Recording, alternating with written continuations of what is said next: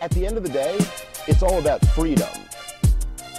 What I view as government can be extremely localized so that you almost have a free market for governments where... I'm going to argue you down to your government being like one guy with a goat calling himself government. All right, fine, Rob. You can have that guy. No, I would think even if like what you knew as every city here, there was no federal government let me and say every this way, right? city...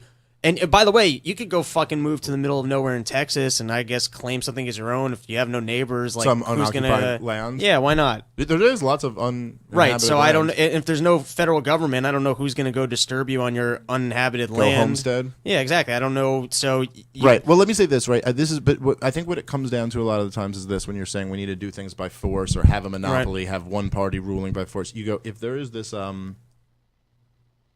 If you were to look at any industry and say there's like which by the way this happens all the time with people like people on the left, right, who advocate for government.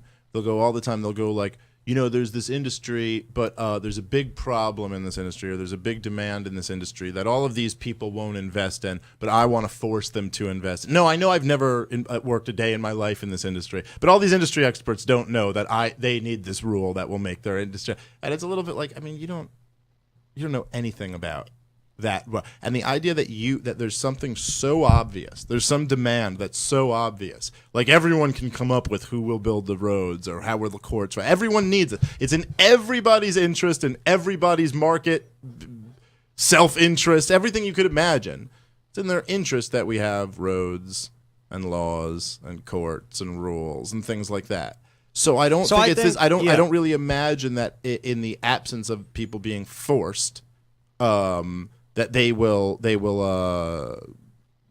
all these things will disappear and we will turn to like chaos. Actually, I think in my idea you end up in a very similar place because what I think is you can almost.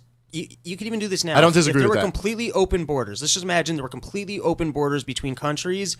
In my opinion, you would turn countries into companies. In my world, though, like or whatever we're saying, like a libertarian private property world, but there's open, meaning there's no government borders. There's basically. no government borders. Yeah. You want to walk into Canada tomorrow, go live in Canada, you can do that, right? Well, it depends on what's on the other side of Canada. Is it like some dude's yard or something? I can't No, just walk fine. in there, Okay. but I can You walk up show a road. You show up to what's now Canada. Canada's happy to let you live there. Sure. They'll give you health insurance, but you got to pay their taxes and abide by their laws. I think you it'd be decide very, you don't want to live in yes, Canada, you go back to the American border, all of a sudden you got to live by the American laws, you got to pay their taxes. Well, now here's okay, what go happens, especially as you allow that government structure to be more and more localized, you force government to operate in a way that benefits you, because if not, you're just going to move somewhere else. At the end of the day, government then becomes a company. They want your money. They want your tax dollars. They're going to be forced to actually, let's say one of their jobs, let's imagine one of their jobs is to maintain good roads. If they need you as a customer using their roads, they're going to be the same as a private company. But you're preaching anarchy now, brother. No. You are. You're saying that all what of I'm saying is, hold on.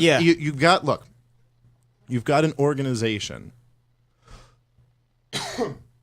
that's providing these services, roads, courts, whatever you want to say. Whether you're saying they're going to be better and more efficient when they're competing. They're going to work for you better. The same way any company does. They're going to provide. Right. They're going to need you. They're not. So all we're saying is essentially what anarchy is saying is that organization that provides that service does not have any more rights than anybody else does, any abilities to violate anyone else's natural rights. They can provide this service, and they have to convince people to pay for it.